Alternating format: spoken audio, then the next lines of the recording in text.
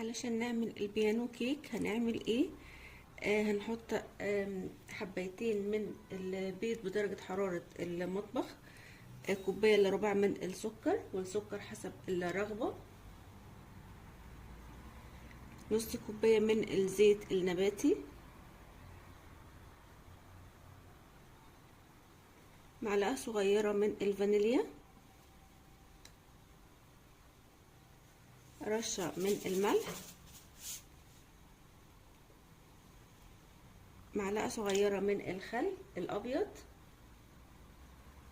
معلقتين كبار من الكاكاو الخام.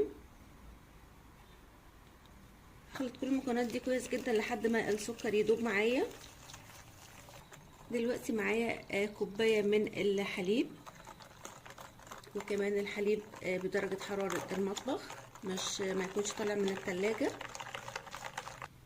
مقدار الدقيق بتاعي كوبايتين من الدقيق، طبعا منخولين، يفضل لو نخلناهم مرة او اتنين. معلقة كبيرة من البيكنج باودر. هخلط بقى كل المكونات دي كويس جدا، وبكده الخليط بتاعي بقى جاهز معايا بالشكل اللي احنا شايفينه ده كده. دلوقتي الصينية بتاعتي مدهونة دهنة بسيطة من الزيت، والفرن بتاعي انا مشغلاه من اول ما بدأت في الكيك. هحط الكيك بتاعتي على الرف الاوسط على درجة حرارة 180. هتاخد تقريبا نص ساعة او 35 دقيقة. كده الكيك بتاعتي بعد ما طلعت وسبتها كمان تهدى بدرجة حرارة المطبخ. معايا كوباية من الحليب هسقي بيها الكيك بتاعتي، واسيبها على جنب تبرد وتتشرب الحليب كويس لحد ما نعمل الكريمة. دلوقتي بقى هننزل بالكريمة بتاعتنا بالشكل الجامد ده، طعمها وهمي بجد، لازم تجربوها. هنسيب البودنج بتاعنا يبرد على جنب ونجهز الطبقة الأخيرة. الطبقة الأخيرة للكيك بتاعتي معايا كوباية من النوتيلا او اي صوص شوكولاته متوفر عندنا، معلقتين حليب كده بمعلقتين، مش عايزه اكتر، مش عايزه الصوص بتاعي يبقى خفيف زياده عن اللزوم. ممكن نعمل صوص على السخن بالدقيق والحليب، ولكن طبعا النوتيلا طعمها تحفه. انا بس معلقتين الحليب دول عايزه اخفف القوام بتاعها معايا. كده صوص الشوكولاته بقى جاهز معانا بالشكل والقوام المظبوط اللي احنا شايفينه ده كده. شايفين هو ده القوام، ما نخففهاش عن كده. عشان كده هنحط الحليب معلقتين بمعلقتين، وكل ما تحتاج هنزود. لكن هي كده خلاص بقت جاهزه معايا. على كوبايه النوتيلا هنحط معلقتين من الحليب.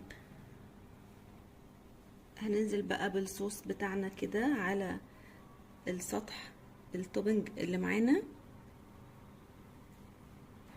هوزع كده بالراحة جدا.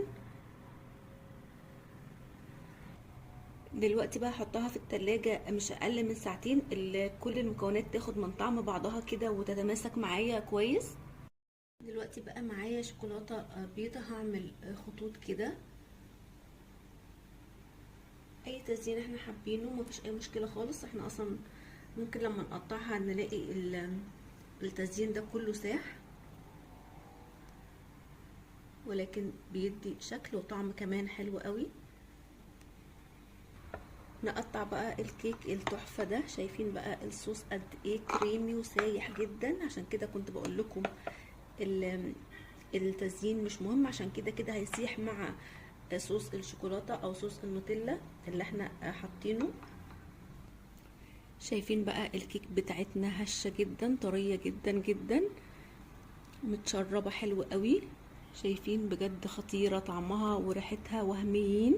شايفين بقى الكيك كلها متشربة، والصوص كده خطير سايح ونايح، بجد تحفة جدا. يا رب وصفة النهاردة تكون عجبتكم، واللي جرب الوصفة وتعجبه ياريت يسيب لي رأيه في كومنت، واللي أول مرة يشوف قناتي يعمل اشتراك، واللي عجبه الفيديو يعمل لايك. سلام.